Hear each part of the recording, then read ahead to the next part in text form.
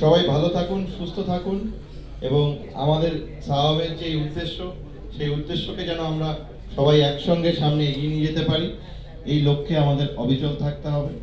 আর কিভাবে এই সাহাবের শ্রীবৃদ্ধি ঘটানো যায় সেই ব্যাপারে আপনাদের সবার মতামত নিয়ে আমরা যেন আগামী দিনে একসঙ্গে এগিয়ে চলতে পারি এবং প্রত্যেক বছর এইভাবে একসঙ্গে মিলিত হতে পারি, এই আশা রাখছি।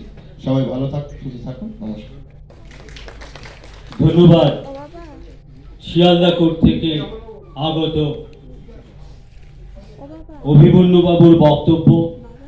এরপর শিয়ালদা থেকে সঞ্জয় সাহা মহাশয়, আমাদের জিপি কমিটির সদস্য, উনি ওনার বক্তব্য রাখছেন।